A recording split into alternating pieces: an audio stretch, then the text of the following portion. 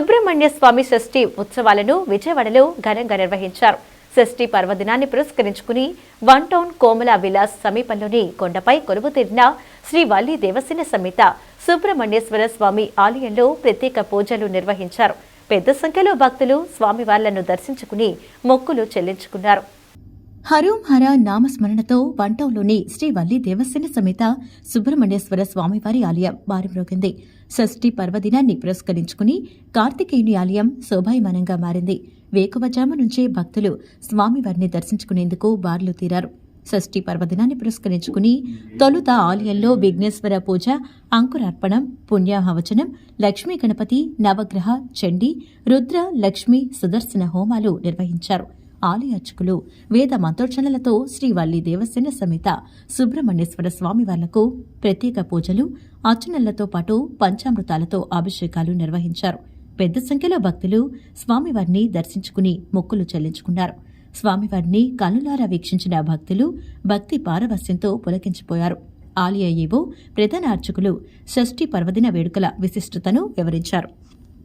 ఇంద్రకీలాద్రిపై వేయించేసి ఉన్న శ్రీ సుబ్రహ్మణ్య స్వామి దేవస్థానం నందు ఈరోజు సుబ్బరాయ షష్ఠి అంటారు. సుబ్బరాయ షష్ఠి సందర్భంగా స్వామివారికి ప్రత్యేక కార్యక్రమాలు జరుగుతున్నాయి.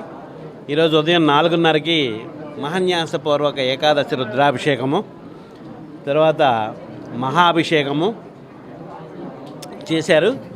ఇప్పుడు స్వామి భక్తులు కూడా విశేషంగా ఈరోజు స్వామివారిని అభిషేకం చేస్తూ దర్శించుకుంటున్నారు. వేలాది భక్తులు ఈరోజు స్వామి దర్శనానికి ఇచ్చేస్తున్నారు. భక్తులందరికీ ఎటువంటి అసౌకర్యం లేకుండా తగిన ఏర్పాట్లు చేయడం జరిగింది. క్యూ లైన్ కానీ, ప్రసాదాల ఏర్పాటు కానీ, మంచినీరు కానీ.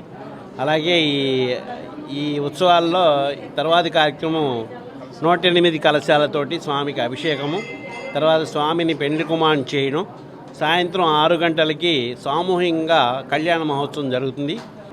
ఏ దినమున దేవసేన కోరి పెండ్లి ఆడే ఆ దినము షష్ఠి అయ్యే అని భారతంలో వ్యాస మహర్షి చెప్పాడు. ఏ రోజైతే దేవసేన కోరు సుబ్రహ్మణ్య స్వామిని వివాహం చేసుకుందో ఆ రోజు మార్గశిర శుద్ధ షష్ఠి, అది సుబ్రహ్మణ్య షష్ఠిగా నిర్ణయించబడదని భారతంలో స్పష్టంగా చెప్పిందనమాట.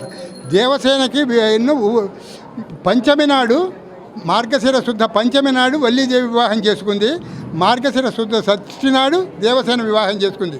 కాబట్టి సుబ్రహ్మణ్య షష్ఠి అనేది స్వామివారికి అమిత ప్రియమైనటువంటిది. దేవసేన అంటే భార్య పేరు ఒకటి, ఆయన దేవసేనాధిపతి కాబట్టి 2 విధాలుగాను దేవసేనాధిపతి అవుతాడు ఆయన. ఆ విధమైనటువంటి కార్యక్రమం ఇవాళ జరుగుతోంది. సుమారు 95 మంది దంపతులు కళ్యాణంలో ప్రత్యక్షంగా పాల్గొంటున్నారు. ఇంకా సుమారు 15-20 మంది దంపతులు పరోక్షంగా పాల్గొంటున్నారు.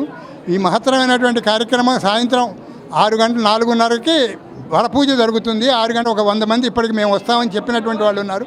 ఇంకా ఎక్కువ వస్తారేమో తెలియదు. భగవద్ అనుగ్రహం ఉంటుంది. వచ్చిన వాళ్ళందరికీ కూడా భగవంతుడి అనుగ్రహం పరిపూర్ణంగా ఉంటుంది.